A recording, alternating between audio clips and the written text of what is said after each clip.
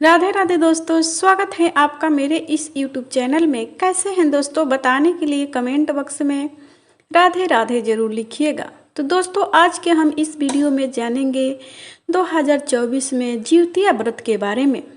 दोस्तों, इस व्रत को करने से संतान की आयु लंबी होती है और उनका स्वास्थ्य बेहतर रहता है। जिउतिया के दिन व्रत कथा भी जरूर सुनना चाहिए, अन्यथा व्रत अधूरा रह सकता है। हर साल आश्विन माह के कृष्ण पक्ष की अष्टमी तिथि के दिन जिउतिया का व्रत रखा जाता है। इसे जिउतिया और जीवित पुत्रिका के नाम से जाना जाता है। मान्यता है कि जिउतिया का व्रत रखने से संतान की आयु दीर्घ आयु होती है और उनके जीवन पर मंडरा रहे सभी संकट दूर हो जाते हैं। बता दें कि जिउतिया का व्रत बिना अन्न जल यानी निर्जला रखा जाता है। संतान के स्वास्थ्य और जीवन की कामना के लिए महिलाएं पूरे नियम निष्ठा के साथ जिउतिया का व्रत रखती हैं। जिउतिया का आरंभ भी नहाय खाए के साथ होता है।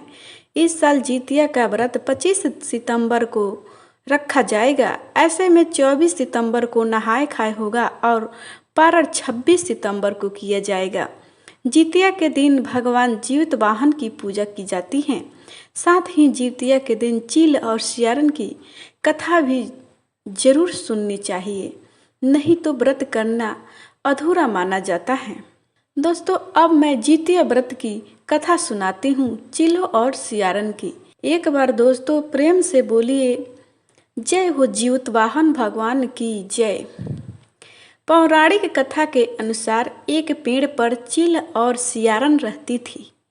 दोनों की आपस में खूब बनती थी।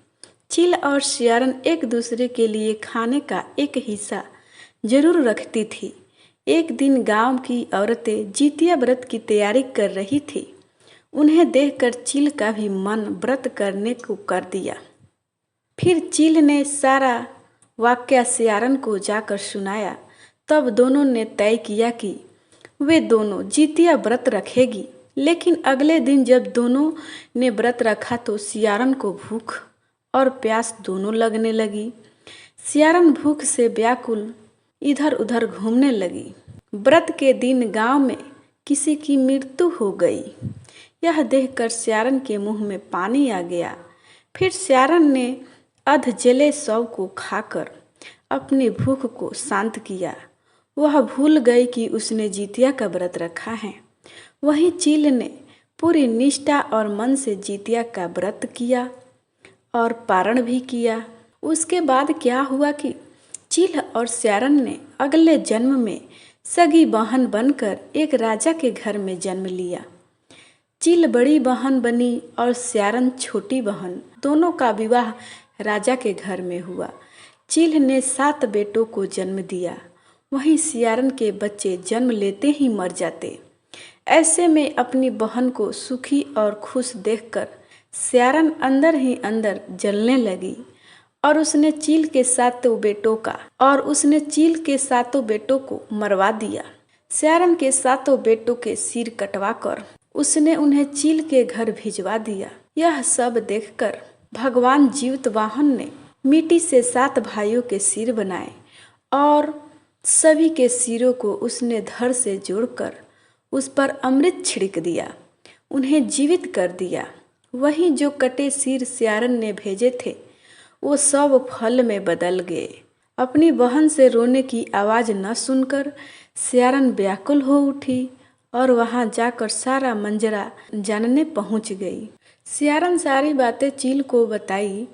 तब चील ने उसने पिछले जन्म की सारी बातें बताई। ये सब सुनकर सियारन को अपनी गलती का पछतावा होने लगा। इसके बाद चील सियारन को उसी पेड़ के पास ले गई।